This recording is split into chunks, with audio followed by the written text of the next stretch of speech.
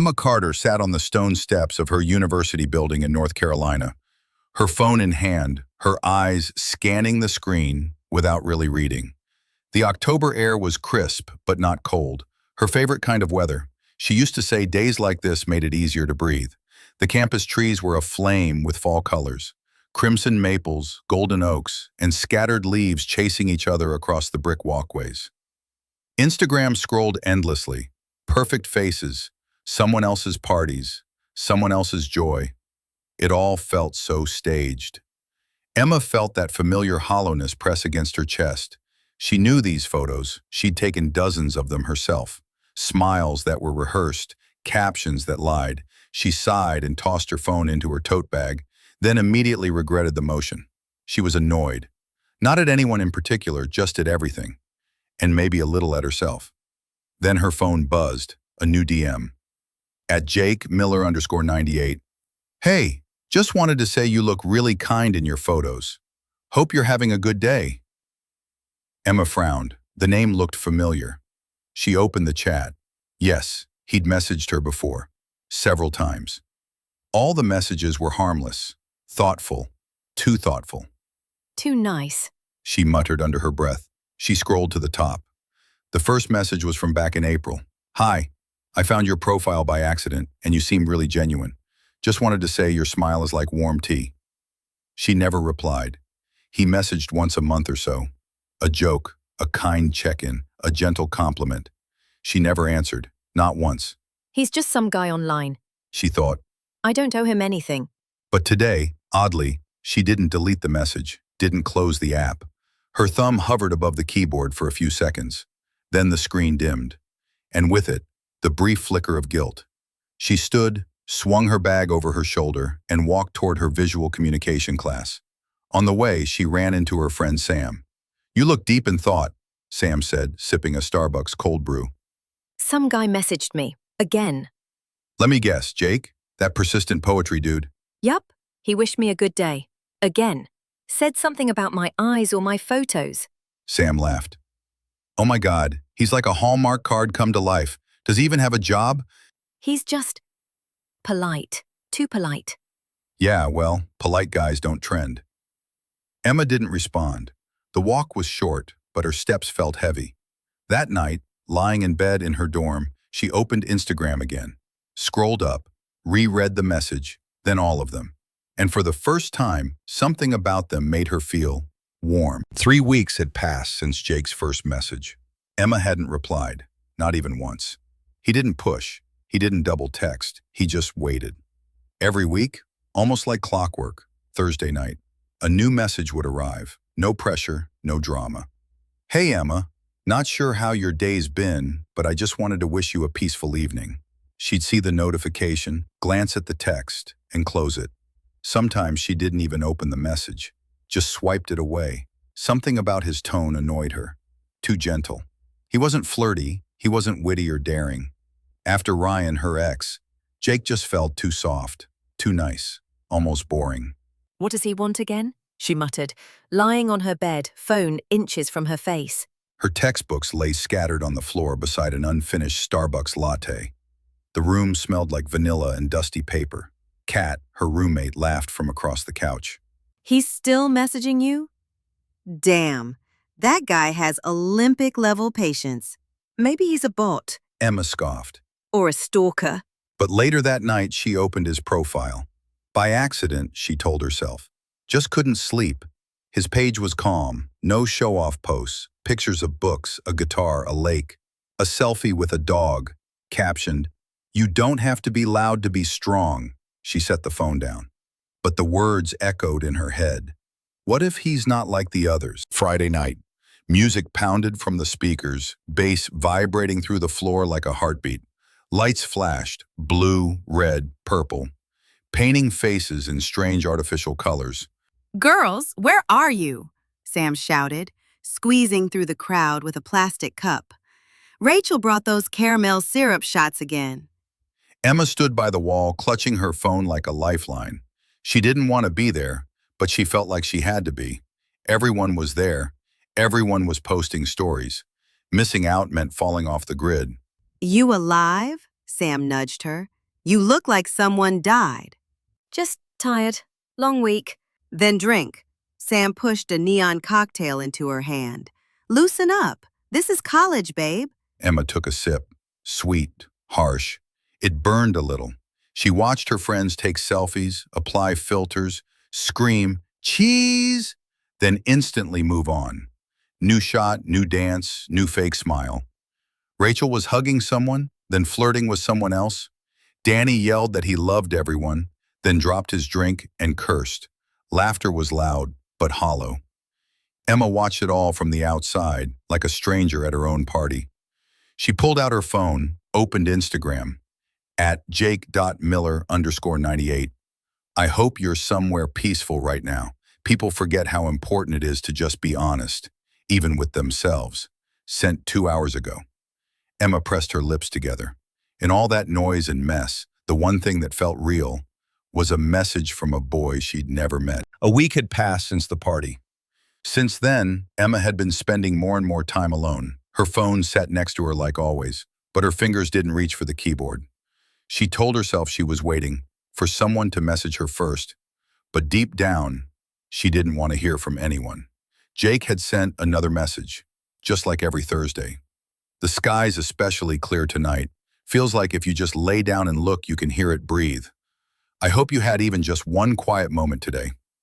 Emma didn't respond, but this time it wasn't because she didn't want to. It was because she didn't know what to say. Before, it had been simple. He messaged, she ignored. He was a stranger, too sensitive, too soft. A mild irritation, easy to dismiss. Now she caught herself waiting for his messages, and after reading them, she could breathe again. That evening, she stood by her dorm window. It had been raining for 3 days. The air inside was cold, like hospital tiles. Outside, students passed through the courtyard, some under umbrellas, others jogging with their hoods clutched tight. She remembered Ryan, remembered how he could compliment her so convincingly, then disappear for days.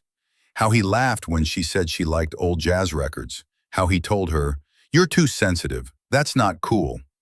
And how she'd end up apologizing for her own feelings. And now, someone who didn't even know her. Someone who just wrote, "I hope you're at peace." No expectations, no flirting, just warmth, like a soft blanket you forgot in your grandmother's attic. The next morning, she woke up early, restless. She opened Instagram. Jake had posted a story. He was sitting on a dock, a mug of coffee next to him. The camera slowly panned over a fog-covered lake. No music, just the sound of wind and water. He'd written, "This is all I need this morning, and maybe a kind soul to share it with someday." Emma stared at the screen. Something inside her tightened and slowly began to loosen. She almost replied, "Beautiful."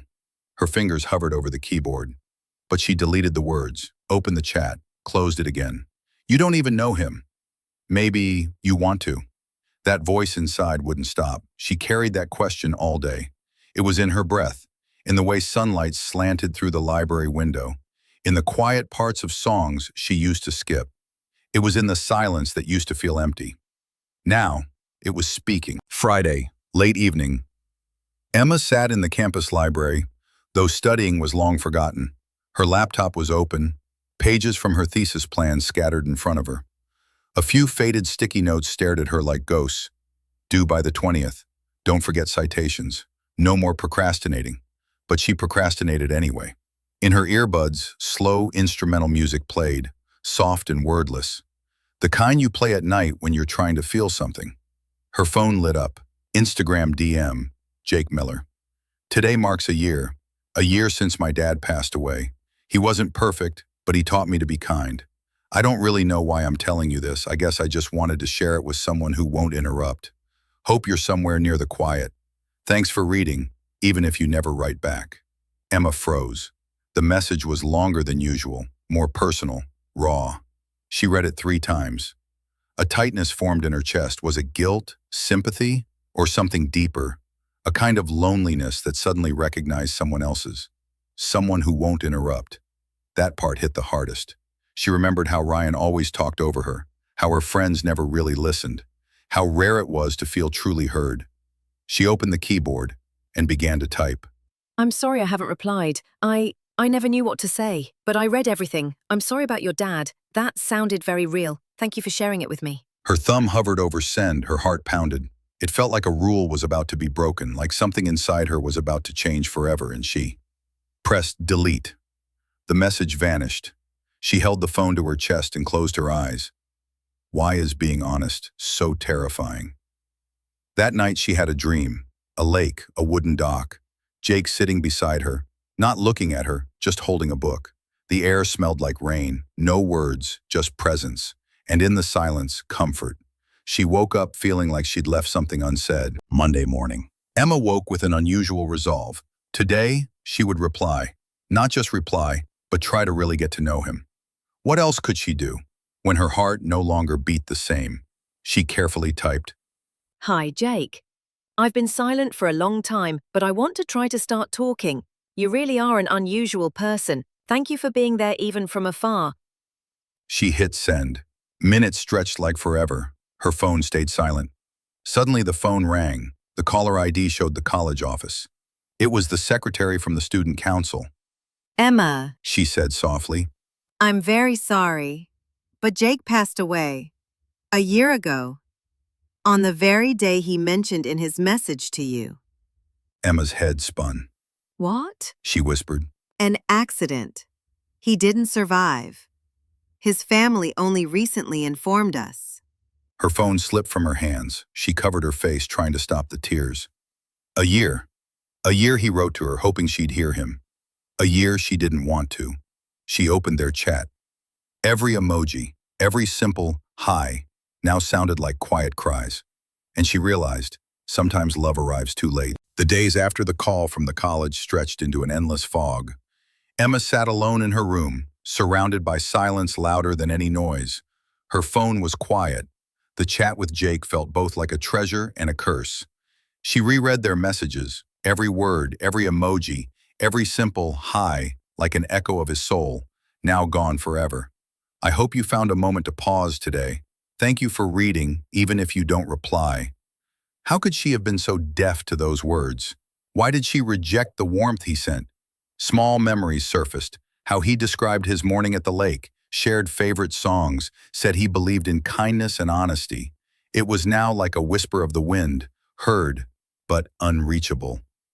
Emma felt she lost not just someone from online, but a part of herself, the part that could learn to love and trust. She closed her eyes and remembered how once, at that party amid all the noise and emptiness, she first realized the difference between fake smiles and real words. And suddenly she wanted to return to that quiet feeling, even if it was already impossible. That evening, she wrote in her journal, Sometimes people come into our lives to teach us how to listen, even when we're not ready. I missed my chance, but I don't want to lose myself. She knew the road ahead would be hard, but deep inside, a light was breaking through, one that could not be extinguished. The next day, Emma decided she couldn't stay in endless silence any longer. She called her best friend, Lisa. Lisa? Emma's voice was soft and trembling. Did you know Jake? A little. Lisa replied. He was special, quiet, but so genuine. You know, he often talked about how hard it was to be himself amidst all the noise. Yeah. Emma sighed. I always thought he was just annoying. Now I realize I was afraid to feel. That's normal. Lisa reassured her. Many do that, but right now, the important thing is to hold on to what he gave you. Don't lose it. Emma thought about that. What does it mean to hold on? She decided to do something simple but meaningful. At the lake where Jake loved to sit, she would have a small ceremony. Light a candle, leave a note.